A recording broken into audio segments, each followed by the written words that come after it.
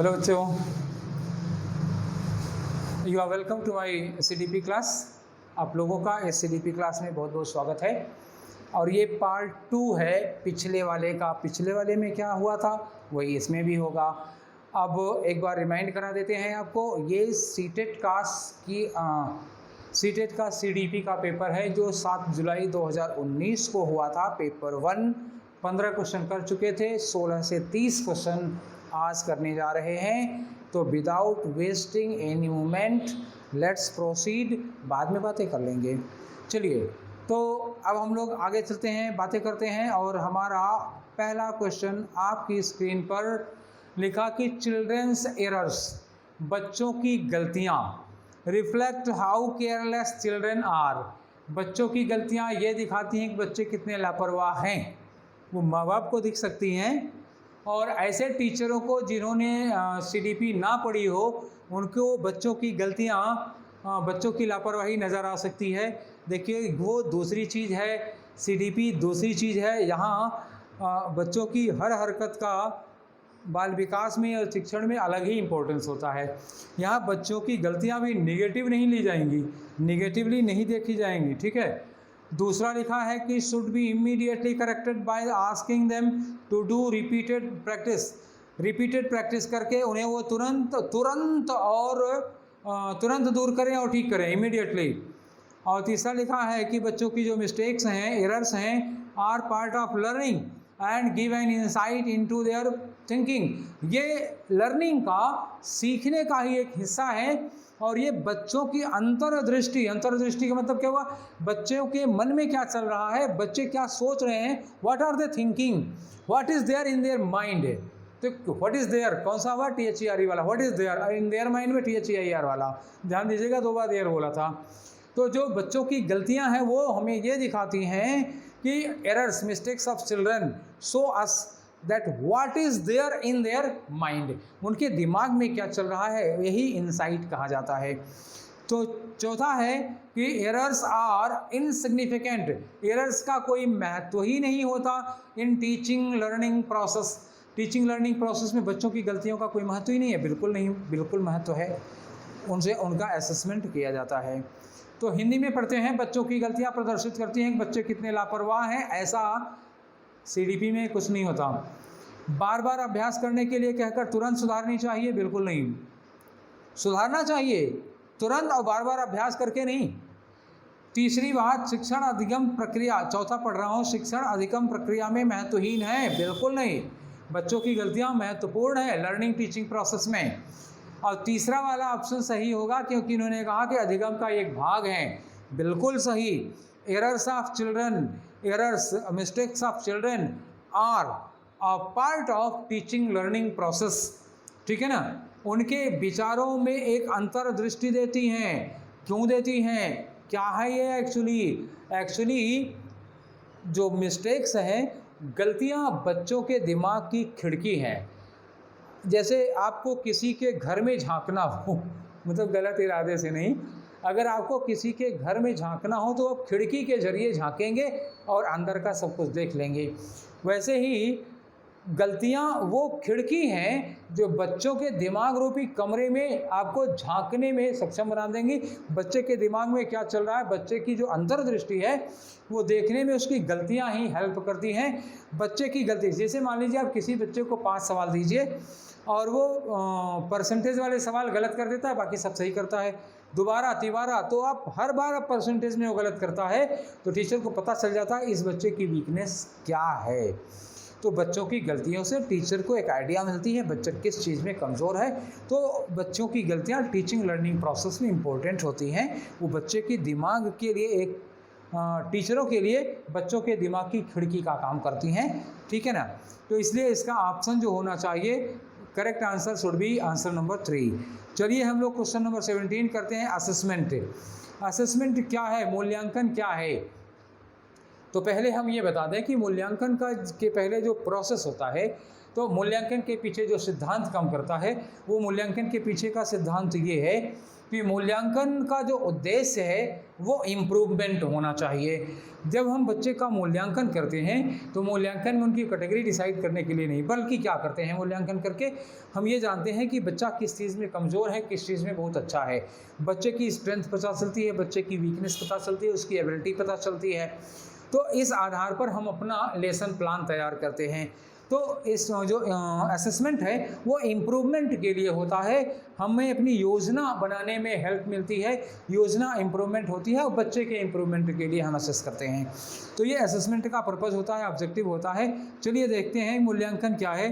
मूल्यांकन में इन्होंने कहा कि मूल्यांकन एक अलग गतिविधि के रूप में लेना चाहिए, मूल्यांकन एक अलग गतिविधि के रूप में लेना चाहिए। दूसरा कहा शिक्षण अधिगम प्रक्रिया का एक भाग होना चाहिए। आगे कहा इन्होंने केवल नंबरों के संदर्भ में, केवल नंबरों के संदर्भ, निगेटिव कुछ नहीं। सीडीपी में बाल विकास में निगेटिव कुछ नहीं आना चाहिए।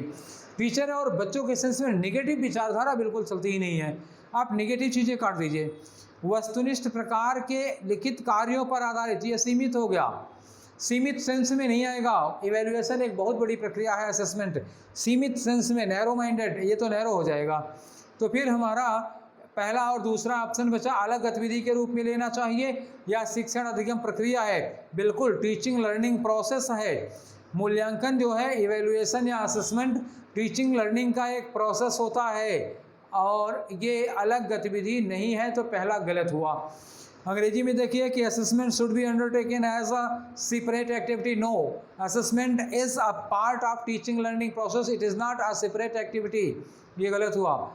दूसरा आप समझ ही रहे हैं कि should B part of teaching learning process. Actually it is true that assessment is a part of teaching learning process, objective होता है ये। तीसरा और चौथा गलत है। इन्होंने कहा कि assessment should be done only in the terms of marks, assessment केवल मार्क्स के टर्म्स में, ये नैरो माइंडेडनेस हो जाएगी। अब ये इसका ऑब्जेक्टिव बहुत नैरो हो जाएगा, लिमिटेड हो जाएगा, रिस्ट्रिक्टेड नहीं होना चाहिए, आइडियल होगा। और चौथा ऑप्शन है कि should be based on objective type. अरे ऑब्जेक्टिव टाइप क्वेश्चन पर ही केवल बेस्ड होना चाहिए, तो रिटर्न वाला बच्चे की लेखन क्षमता कैसे पता चलेगी? तो 17 का आंसर सुटेबल होगा 2। चलिए हम लोग क्वेश्चन को आगे बढ़ाते हैं। हमारा क्वेश्चन नंबर 18 है। क्वेश्चन नंबर 18 है कि इन अ कंस्ट्रक्टिव फ्रेम। बच्चा पहले ये बताइए कि कंस्ट्रक्टिव फ्रेम क्या होता है। इसके पहले वाले जो 15 क्वेश्चन का पार्ट था उसमें भी कंस्ट्रक्टिव फार्म की फ्रेम की बात हम लोगों ने की थी। और कंस्ट्रक्टिव फ्रेम क्या होता है, कंस्ट्रक्टिव फ्रेम किसका दिया हुआ था? वही पियाजे महाशय का। पियाजे महाशय का कौन सा है? पियाजे महाशय का एक थ्योरी है कॉग्निटिव लर्निंग, कॉग्निटिव डेवलपमेंट। बच्चे की जो कॉग्निटिव डेवलपमेंट की थ्योरी है वो पियाजे महाशय की है। तो उनकी जो कॉग्निटिव थ्योरी है, कॉग्निटिव डेवलपमेंट है, उसी पर बेस्ड है कंस्ट्रक्टिव फ्रेम।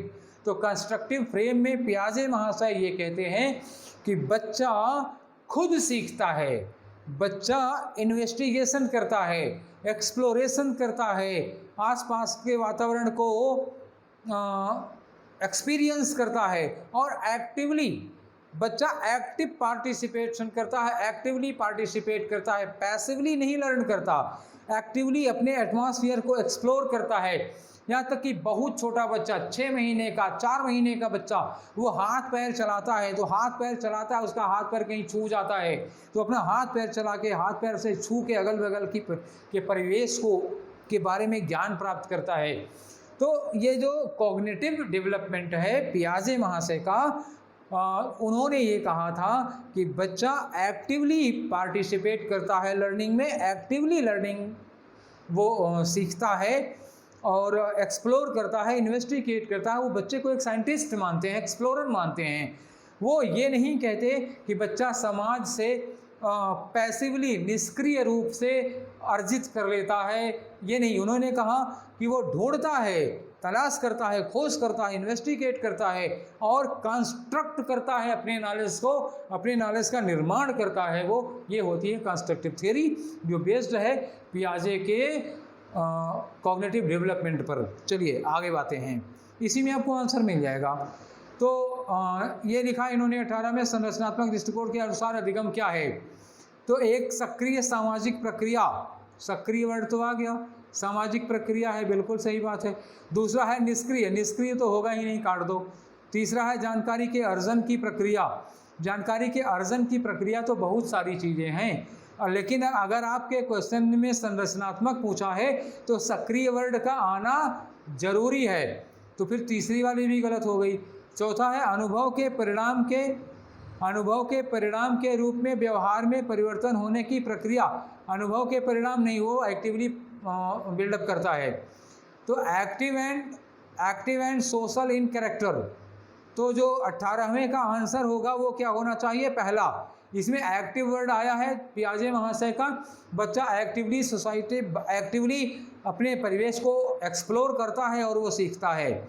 सोशल है, कैरेक्टर में सोशल है क्योंकि समाज में ही वो एक्सप्लोरेशन इन्वेस्टिगेशन करता है और वहीं से अपनी नॉलेज को बिल्डअप करता है। एक्टिव है और सोशल है, दोनों बातें सही हैं, तो ऑप्शन नंबर 1 होगा। दूसरा है कि पैसिव हो ही नहीं सकता, कंस्ट्रक्टिव है तो पैसिव नहीं होगा। और प्रोसेस ऑफ एक्विजिशन, अब इसमें तो बहुत सारी चीज़ें आएंगी, तो फिर हम कंस्ट्रक्टिविस्ट को क्यों नाम लेते, अगर कंस्ट्रक्टिविस्ट नाम लिया है तो उसी सेंस में आंसर देना होगा, ये गलत होगा। आगे है change in a behaviour that is result of experience, ये भी गलत होगा। तो 18 का आंसर होगा 1। आते हैं क्वेश्चन नंबर 19 करते हैं।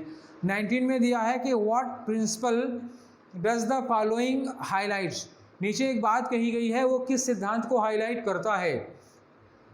Students who do not perform well, जो बच्चे अच्छा परफॉर्म नहीं करते, जो वेल परफॉर्म नहीं करते। फील दैट, वो ये महसूस करते हैं कि they are not good enough. और फील डिमोटिवेटेड, वो डिमोटिवेटेड, ये किसकी बात आ गई, जब डिमोटिवेटेड फील करेंगे तो ये हो गया इमोशन। और जब बच्चा ये कहता है कि डू नॉट परफॉर्म वेल, तो जो डू नॉट परफॉर्म वेल वाली बात आई, ये क्या हो गया, कॉग्निशन। क्या हो गया, कॉग्निशन, ये कॉग्निशन हो गया। तो कॉग्निशन और इमोशन दोनों चीज़ें मिली जुली। आगे कहा कि they are then likely to give up easily, तो वो प्रयास करना छोड़ देते हैं विदाउट ट्राइंग या परसिस्टिंग डूइंग टास्क, अपने काम को परसिस्ट करना, उसको लगातार प्रयास करना छोड़ देते हैं। तो उनको नॉलेज की कमी है, अच्छा परफॉर्म नहीं कर पाते हैं, ये कॉग्निशन हो गया। और डिमोटिवेट हो जाना, ये इमोशनल हो गया। तो उनका जो कॉग्निशन है वो इमोशन से जुड़ा हुआ है, मतलब cognition is related to emotion. दोनों, एक दिन और इस बात की बात आई थी, संज्ञान और संवेग एक दूसरे पर अंतर्निहित होते हैं, एक दूसरे में इंटरलॉक होते हैं। संज्ञान और संवेग, cognition and emotion is interlocked, ठीक है। तो अब पहले ऑप्शन में आ जाइए, cognition and emotion are not separable, तो नॉट सेपरेबल, इन्हें अलग नहीं किया जा सकता, ये सेपरेबल नहीं है। अगर ऐसे हैं तो सेपरेबल, अरे भाई ऐसे तो सेपरेबल भी है लेकिन ये ऐसे नहीं है, ये कैसे हैं, इंटरलॉक्ड हैं, तो ये सेपरेबल नहीं है। यही बात सही है ना, कि जब संवेग, जब इमोशन आता है तो संज्ञान, नॉलेज साथ छोड़ देता है। अक्सर आपने देखा होगा जब इमोशन आता है किसी को, जब किसी को बहुत गुस्सा आती है तो बुद्धि साथ छोड़ देती है, ठीक है ना। तो ये एक दूसरे से रिलेटेड है, एक दूसरे से रिलेटेड है। बुद्धि इमोशन नहीं आने देगी, इमोशन बुद्धि को नहीं आने, दोनों एक दूसरे से रिलेटेड हैं, ठीक है। दूसरा है कि cognition and emotion are not related, अरे भाई मैंने अभी कहा रिलेटेड है, नॉट रिलेटेड की बात ही नहीं होगी, गलत है। तीसरा है heredity environment are not separable, love. अब यहाँ जो क्वेश्चन, जो सिचुएशन थी, वहाँ हेरेडिटी और एनवायरनमेंट की तो बात नहीं आई, इमोशन और कॉग्निशन की बात आई थी। तो सी और डी को तो आप यूं ही काट दीजिए, आनुवंशिकता और पर्यावरण का मतलब नहीं है। संज्ञान संवेद, दो चीज़ें आई हैं। पहला है संज्ञान संवेद अलग नहीं है, तो मैंने भी तो यही कह रहा हूँ कि अलग नहीं है, इंटर रिलेटेड हैं। दूसरा है संबंधित नहीं, संबंधित नहीं है मतलब अलग हैं। दूसरी बात पहले को काट रही है, पहला सही तो दूसरा गलत, तो हमारा आंसर क्या होना चाहिए, 1। चलिए अगले क्वेश्चन की ओर बढ़ते हैं। अगला क्वेश्चन है क्वेश्चन नंबर 20। क्वेश्चन नंबर 20 है, a teacher can encourage children to become effective problem solver. अरे यार, पिछले वाले डिस्कशन में, मतलब इसके जस्ट पहले नहीं, उसके पहले वाले में जो हमने डिस्कस किया था पेपर, 8 दिसंबर का था शायद, तो 8 दिसंबर वाले पेपर में ये बात आई थी, बिल्कुल यही बात आई थी कि एक टीचर अपने स्टूडेंट को प्रॉब्लम सॉल्वर के रूप में कैसे डिस्कस करेगी। और सेम यही क्वेश्चन था, अगर आपने वो पढ़ा होगा तो ये क्वेश्चन आप अपने आप कर सकते हैं। कहा था उस बच्चे का जो सहजानुभूत अनुभव है, जो उस बच्चे का इंट्यूशन है, जो बच्चा वो महसूस करता है, फील करता है, जो उसका सहज नॉलेज है, सहज ज्ञान है, उसी पर उसको अनुमान लगाने की और उस पर प्रैक्टिस करने की का मौका दिया जाए, अवसर दिया जाए। तो इन्होंने कहा कि a teacher can encourage children to become effective problem solver. कैसे लिखा है, writing step by step solution. Step by step solution लिख देंगे तो बच्चा प्रॉब्लम सॉल्वर कैसे होगा। The question in text book, all the question in text book, text book में जितने भी क्वेश्चन हैं स्टेप बाय स्टेप उनका आंसर लिखें तो प्रॉब्लम सॉल्वर हो जाएगा। टेक्स्ट बुक के क्वेश्चन लिखने के बाद वो प्रॉब्लम सॉल्वर होगा? बिल्कुल नहीं होगा। हिंदी में पढ़ के देखते हैं, पाठ्य पुस्तक के सभी प्रश्नों के व्यवस्थित तरीके से समाधान लिखकर नहीं, पाठ्य पुस्तक के प्रश्नों का समाधान कर देगा तो रियल लाइफ में वो प्रश्न का समाधान नहीं कर पाएगा। चलिए दूसरा है, giving them plenty of opportunities to answer similar kinds of questions from the text book. Text book से इसी तरह के क्वेश्चन करने के लिए दे दिए जाएं। हिंदी में लिखा है पाठ्य पुस्तक से एक ही प्रकार के प्रश्न के उत्तर, एक ही तरह के प्रश्न के उत्तर वो बार बार करता रहेगा तो नए तरह की प्रॉब्लम नहीं सॉल्व कर पाएगा, गलत है। तीसरा है एम्फेसाइजिंग ऑन रोट मेमोराइज। अरे रोट मेमोराइजेशन किसी प्रश्न का जवाब नहीं होगा, पहले भी कह रहा हूँ कि ये कंठस्थीकरण रोट मेमोराइजेशन किसी का जवाब नहीं है, किसी प्रॉब्लम का सलूशन नहीं है। चौथा है encouraging children to make intuitive guesses. बच्चे को इनकरेज किया जाए कोई इंट्यूसिव गेस, उसको वो सहज अनुमान लगाए। And to look at multiple solution, अब अनुमान लगाए और किसी प्रॉब्लम के मल्टीपल सोल्यूशन को ढूंढे, एक से अधिक समाधान को ढूंढे। बच्चा जब एक से अधिक समाधान ढूंढेगा किसी प्रॉब्लम के तभी वो प्रॉब्लम सॉल्वर बन पाएगा। तो हमारा आंसर नंबर 4 होगा क्वेश्चन नंबर 20 का करेक्ट। हम बढ़ते हैं क्वेश्चन नंबर 21 की ओर। And the question number 21 is use of method where learners' own initiative and efforts are involved in is an example of। Hindi में कहा है कि वह विधियां जिनके प्रयोग में विद्यार्थियों की स्वपहल, अपनी, जब उनकी अपनी पहल और उनके अपने प्रयास शामिल होते हैं तो वो किसका उदाहरण है। क्वेश्चन नंबर 21, जब बच्चे के सेल्फ एफर्ट और उनका इनिशिएशन लर्निंग की प्रक्रिया में इन्वॉल्व होता है तो ये किस टाइप का मेथड कहा जाता है। इंटरपर्सनल इंटेलिजेंस या फिर डिडक्टिव मेथड। डिडक्टिव मेथड में डिस्कशन करा चुका हूँ, डिडक्टिव मेथड क्या होता है, इंडक्टिव मेथड क्या होता है। तो जब डायरेक्ट मेथड डिस्कस करा रहे थे तभी। Lecture centred method, lecture centred method और एक हो गया ट्रेडिशनल मेथड। तो भैया ये ट्रेडिशनल मेथड की तो यहाँ कोई गुंजाइश नहीं आ रही है, ठीक है ना। तो क्वेश्चन नंबर 21 है ना, हाँ ठीक है। ये हाँ ठीक है, लर्नर सेंटर्ड मेथड होना चाहिए, इसका आंसर क्यों, अब ये हम आपको बता रहे हैं। लर्नर सेंटर्ड मेथड क्यों होगा इसका आंसर। हाँ, एक तरीका है कि जो लर्नर सेंटर्ड मेथड है उसकी फिलॉसफी क्या है।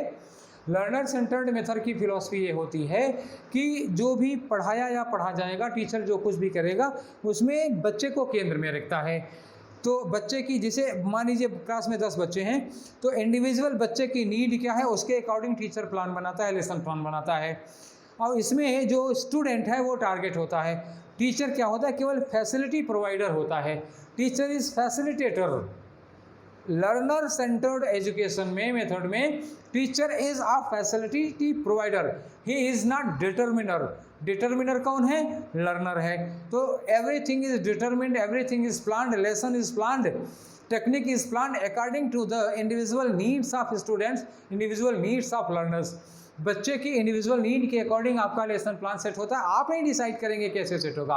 क्लास की जैसी सिचुएशन होगी, क्लास में जैसे वेरिएशन होगा, क्लास में जैसे इंक्लूसिवनेस होगी, जैसी बच्चों की नीड होगी उसके अकॉर्डिंग आप प्लान बनाएंगे। तो यही जो लर्नर सेंटर्ड मेथड होता है उसमें उसी में ये होता है कि बच्चे की अपनी इनिशिएटिव और बच्चे के अपने एफर्ट को लर्निंग की प्रोसेस में इन्वॉल्व किया जाता है। इसलिए आपका आंसर जो होगा दैट शुड बी 3, ठीक है ना। तो let's proceed to the question number 21 कर चुके। क्वेश्चन नंबर 22 में है which of the following statements about intelligence is correct. Intelligence के बारे में कौन सा सेंटेंस करेक्ट है। हिंदी में है बुद्धि के बारे में कौन सा कथन सही है। फिर देखिए पहला ऑप्शन लिखा हुआ है कि intelligence is the ability to think convergently. Convergently मतलब अभिसारी रूप से सोचने की योग्यता। अभिसारी, कन्वर्जेंट क्या होता है, एक होता है डाइवर्जेंट होता है, एक होता है कन्वर्जेंट।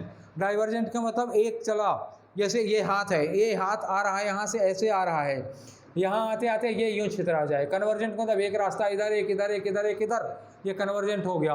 और आप इधर से आ रहे हैं, एक आदमी इधर से, एक आदमी इधर से, एक आदमी इधर से, एक आदमी इधर से, सब यहाँ चौराहे पर मिल गए, एक हो गए, तो ये कन्वर्जेंट हो गया। तो कन्वर्जेंट होता है अभिसारी प्रक्रिया। इंटेलिजेंस एक अभिसारी प्रक्रिया है, तो अभिसारी रूप से सोचने की योग्यता है। चलिए दूसरा ऑप्शन है intelligence is a relatively permanent change in behaviour as a result of experience. बुद्धि अनुभव के परिणाम के रूप में व्यवहार में एक अपेक्षाकृत स्थायी परिवर्तन है। तीसरा है intelligence is the hereditary trait, अरे हेरेडिटरी ट्रेट नहीं है ये, that involves mental activities such as memory and reasoning. तो मेमोरी, अरे रटने याद करने को इंटेलिजेंस नहीं कहते। चौथा है कि इंटेलिजेंस इज मल्टी डायमेंशनल, बिल्कुल सही। इंटेलिजेंस क्या होता है, मल्टी डायमेंशनल। बुद्धि क्या एक दिशा में होती है, बुद्धि में बहुत सारी, बुद्धि में विवेक आता है, रीजनिंग आती है, तो ये बहुत सारी चीज़ें आती हैं बुद्धि में। बुद्धि में चिंतन है, मनन है, विचारधारा है, सोच है, अरे मल्टी डायमेंशन, इसमें 8-10 डायमेंशंस हैं भाई। तो बुद्धि के बहुत से डायमेंशंस होते हैं। जो इंटेलिजेंस है वो मल्टी डायमेंशनल है, ये बहुआयामी है। इसमें बुद्धि परीक्षणों के रूप में परिमेय ना की जाने वाली कई योग्यताएं शामिल है। परिमेय का मतलब जिसको आप नाप नहीं सकते, जिसको आप मेज़र नहीं सकते, ग्राम में या लीटर में तौल नहीं सकते, सेंटीमीटर फिट में नाप नहीं सकते, ऐसी बहुत सारी चीज़ें हैं जो बुद्धि में, ऐसी बहुत सारी योग्यताएं कुशलताएं हैं जो बुद्धि में शामिल हैं। तो पहली बात कि ये जो इंटेलिजेंस है वो मल्टी डायमेंशनल है, सबसे बड़ी बात यही हो गई। आपका आंसर नंबर 4 यही करेक्ट है। आते हैं क्वेश्चन नंबर 23 पर। इन्होंने कहा कि प्राइमरी सोशलाइजेशन, जब आप बच्चे का सामाजिक विकास पढ़ेंगे तो पढ़ेंगे कि प्राइमरी सोशलाइजिंग एजेंसी कौन है, बच्चे की प्राथमिक सामाजिकरण माध्यम क्या है।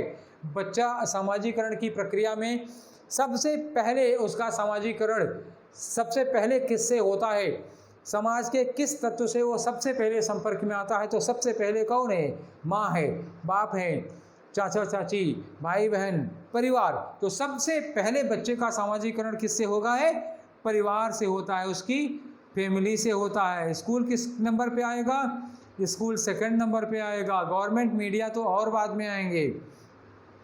तो प्राइमरी सोशलाइजेशन एजेंसी कौन है बच्चे की, ये है फैमिली। ठीक है, चलिए आगे बढ़ते हैं हम लोग। Next question number 24, major proposition of Jean पियाजे। तो जीन पियाजे का जो सिद्धांत है, प्रमुख प्रस्ताव है, वो क्या है। तो इन्होंने कहा कि बच्चों की सोच वयस्कों से निम्न होती है।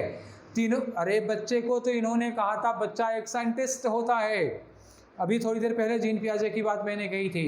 इन्होंने कॉग्निटिव डेवलपमेंट की बात की थी। अब कॉग्निटिव डेवलपमेंट में कंस्ट्रक्टिव थ्योरी है, जिसमें इन्होंने कहा था कि बच्चे वातावरण के माहौल को एक्सप्लोर करते हैं, वो एक साइंटिस्ट होते हैं। तो बच्चे सोचें, कम कैसे सोचेंगे। बच्चों की सोच वयस्कों से निम्न होती है। Children's thinking is inferior to adult, बिल्कुल गलत बात। पियाजे बिल्कुल नहीं मानते कि उनकी कम होती है।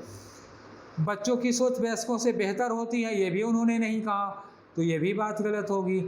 इन्होंने कहा, अंग्रेजी में है children's thinking is superior to adult, ना इन्फीरियर ना सुपीरियर, कंपैरिजन नहीं किया था। चलिए 3 में लिखा है चिल्ड्रंस थिंकिंग इज क्वांटिटेटिवली, ध्यान दीजिएगा क्या लिखा है, क्वांटिटेटिवली, मात्रा में मात्रा में बच्चे की सोच बड़ों से भिन्न होती है। और नीचे लिखा क्वालिटेटिवली, गुण में बड़े से कम। बिल्कुल सही। पियाजे ने ये कहा था कि जो बच्चे की सोच है वो गुण में बड़े से भिन्न हो सकती है, मात्रा में, अमाउंट में बड़े से भिन्न नहीं होती है। तो ये तीसरा ऑप्शन भी गलत, चौथा ऑप्शन सही होगा। पियाजे ने कहा था कि क्वालिटी में, गुण में बड़े से भिन्न हो सकती है बच्चे की सोच, मात्रा में कम नहीं होती, ना सुपीरियर और इन्फीरियर होती है। चलिए क्वेश्चन नंबर 25, जेंडर क्या है? जेंडर और सेक्स में क्या डिफरेंस होता है? Let's discuss first. सेक्स क्या होता है? एक बायोलॉजिकल डिटर्मिनर है। बायोलॉजिकल, कोई किसी बच्चे में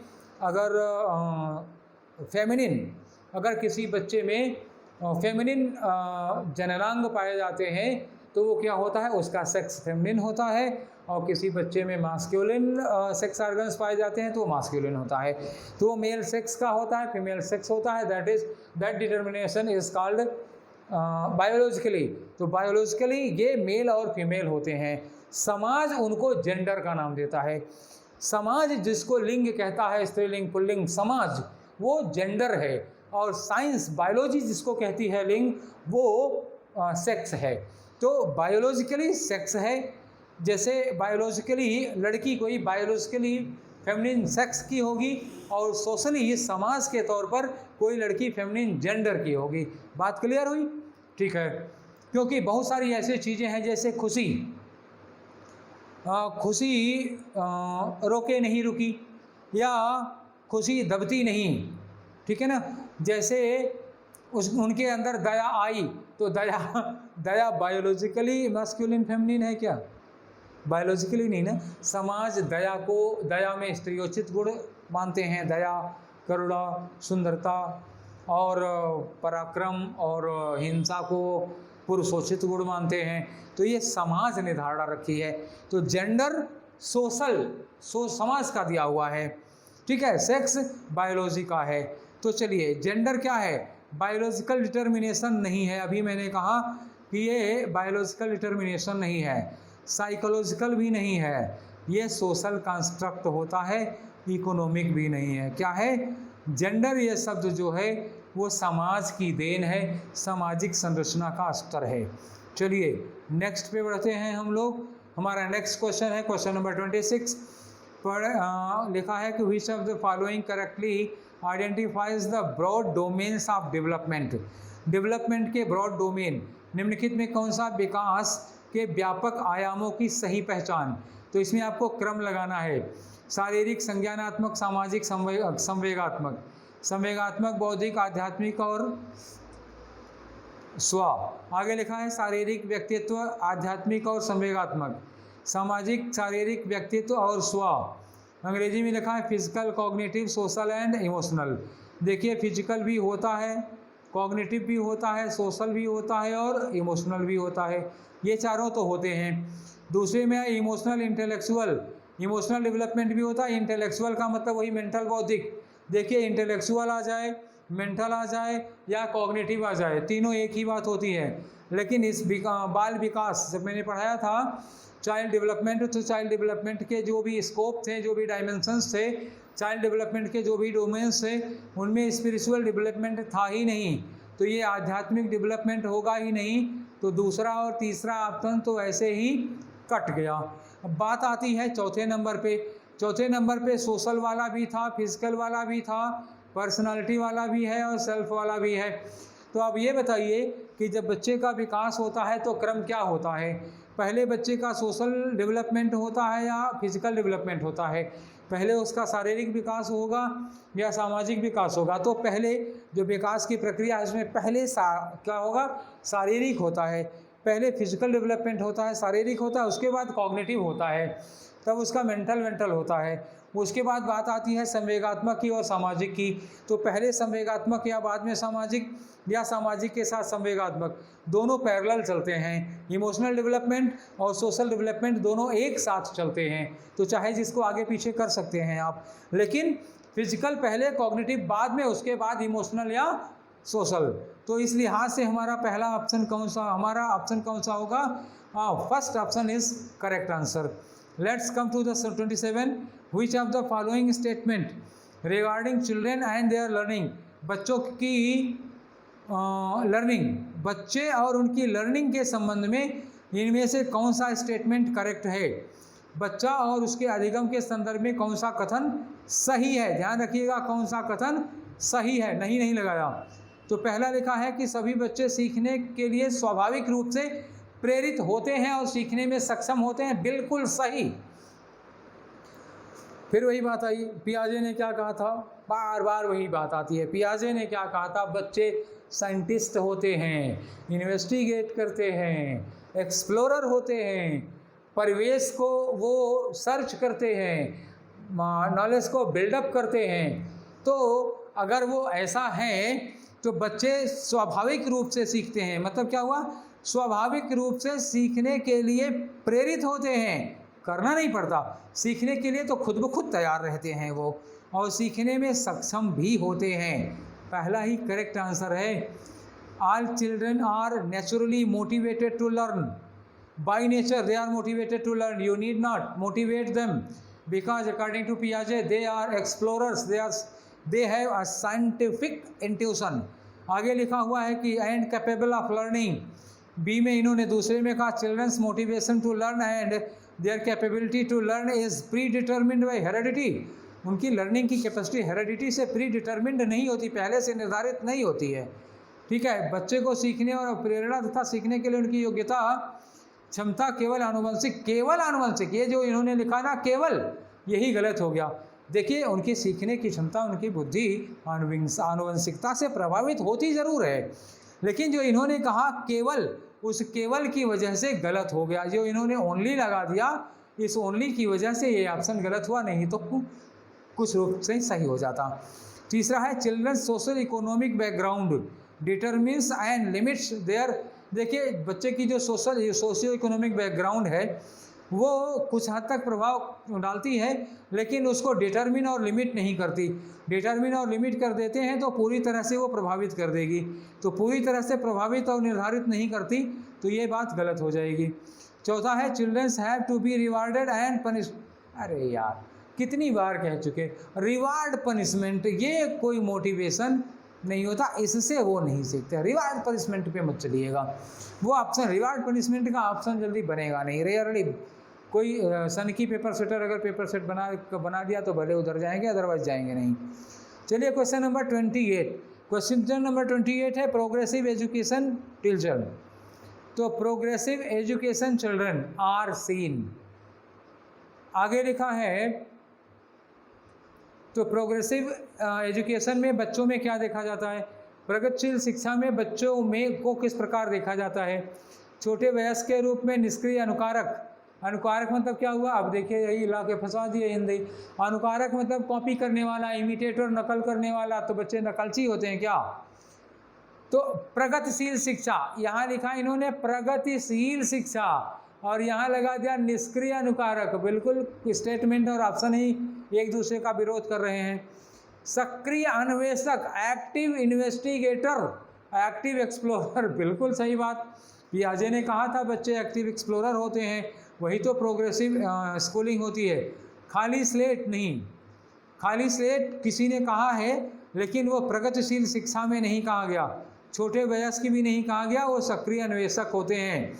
तो प्रोग्रेसिव एजुकेशन में बच्चे को मिनिएचर एडल्ट नहीं कहा जाता, पैसिव इमिटेटर भी नहीं कहा जाएगा, वो एक्टिव एक्सप्लोरर हैं, ब्लैंक स्लेट नहीं है। तो 28 का ऑप्शन क्या हुआ? 3 हुआ। आते हैं 29। According to Lev Vygotsky. Vygotsky महाशय आपका पिंड नहीं छोड़ेंगे, याद रखिएगा। वाइगोत्स्की, पियाजे, कोलबर्ग, चलते रहिए इनको लेके, ठीक है। जैसे हिंदी में कबीर सुर तुलसी, एमए कर लीजिए, पिंड नहीं छोड़ेंगे। वैसे ही सीडीपी में वाइगोत्स्की, पियाजे, कोलबर्ग आपका साथ नहीं छोड़ेंगे, पिंड नहीं छोड़ेंगे। तो इसीलिए मैंने कहा था उस बार कि इनको मैं अलग से और स्पेशली पढ़ाऊँगा। तो वाइगोत्स्की के अकॉर्डिंग लर्निंग क्या है? वाइगोत्स्की के अनुसार अधिगम यानी कि लर्निंग क्या है? सोशल एक्टिविटी, सामाजिक गतिविधि, या इंडिविजुअल एक्टिविटी, या निष्क्रिय। अरे निष्क्रिय तो एकदम से काट दीजिए। पियाजे ने क्या कहा था? इसको पियाजे के अनुसार अनुबंधित इनका नहीं था। अनुबंधित याद नहीं आ रहा, इसमें बता देंगे किसी समय। अनुबंधित या पिछले वाले में हम बता चुके हैं अनुबंधित किसका है। तो अनुबंधित इनका नहीं है। वाइगोत्स्की महोदय इसको क्या मानते हैं? सोशल एक्टिविटी मानते हैं। अभी मैं बताता हूँ कैसे। तो वाइगोत्स्की महाशय ने क्या कहा था कि बच्चा समाज से अपने अनुभवों के जरिए समाज को जब देखता है, जो एक्सपीरियंस करता है, तो समाज में अपने एक्सपीरियंसेस, अपने अनुभवों के जरिए वो सीखता है। तो वाइगोत्स्की महाशय के अकॉर्डिंग तो लर्निंग जो है वो एक सोशल एक्टिविटी है। बच्चे का जब सामाजिकरण होता है तो समाज से अपने अनुभवों के जरिए वो सीखता है। इसलिए क्वेश्चन नंबर 29 का जो आंसर होगा वो पहला होगा। क्यों? अब ऐसे भी आप जब वाइगोत्स्की का नाम आ जाए तो आप सामाजिक एक्टिविटी आप आराम से लगा दीजिएगा, ठीक है। तो क्वेश्चन नंबर 30, एक क्वेश्चन और रह गया है, 29 कर चुके। क्वेश्चन नंबर 30 में हम लोग पहुंचे हैं। Which of the following characterises a child in the preparational age. तो प्री ऑपरेशनल एज क्या होती है? प्री ऑपरेशनल में मतलब क्या हुआ? पूर्व क्रियात्मक अवस्था। तो किसको बच्चे की पूर्व क्रियात्मक अवस्था कहा जाएगा? चलिए, सर्कुलर रिएक्शन होगा, या गोल डायरेक्टेड बिहेवियर होगा, या डिफर्ड इमिटेशन होगा, या इरिवर्सिबिलिटी ऑफ थॉट होगा। मतलब वर्तुल प्रतिक्रिया, सर्कुलर रिएक्शन। सर्कुलर रिएक्शन मतलब कभी हाँ कभी ना, कभी हाँ कभी ना। तो ये होता है, ये सर्कुलर, ये कभी हाँ कभी ना। तो कभी हाँ कभी ना वर्तुल, ये सर्कुलर हो गया, ये नहीं होगा। दूसरा आ गया लक्ष्य निर्धारित व्यवहार, प्री ऑपरेशनल। अरे भाई, जब इन्होंने कहा प्री ऑपरेशनल, प्री ऑपरेशनल में टारगेट फिक्स नहीं होता बच्चे का, शुरुआती एज होती है बच्चे की। डिफर्ड का मतलब आज नहीं कल, अभी नहीं कल, कल नहीं परसों। तो डिफर्ड अभी नहीं बताएंगे, कल बताएंगे, ये सब नहीं होता। बल्कि विचारों की अनुत्क्रमणीयता होती है। अनुत्क्रमणीयता का मतलब इरिवर्सिबिलिटी। इरिवर्सिबल मतलब हाँ तो हाँ, ना नहीं, ठीक है ना। तो जैसे छोटे बच्चे होते हैं, अब आपको हम ऐसे समझाते हैं। बहुत छोटे बच्चे हैं, ये 2 उंगलियां हैं, ठीक है ना। ऐसे 2 उंगलियां हैं। तो ऐसे 2 उंगलियां बच्चे को अगर आप दिखाइए तो बच्चे से पूछिए बड़ी उंगली कौन है, तो बच्चा कहेगा ये वाली बड़ी उंगली है, ठीक, ये वाली उंगली बड़ी है। तो वो ऐसे जैसे देखेगा ऐसे कह देगा ये बड़ी है। लेकिन ऐसे बच्चे के सामने 2 ले जाइए ऐसे, और इसको ऐसे कर दीजिए, तो ये नहीं देखेगा कि आगे बढ़ाया गया है, वो देखा है ये आगे बढ़ी है तो ये बड़ी उंगली है। और अगर उसने कह दिया एक बार कि ये बड़ी है, तो फिर ये नहीं कहेगा कि वो नहीं ये नहीं वो छोटी बड़ी नहीं।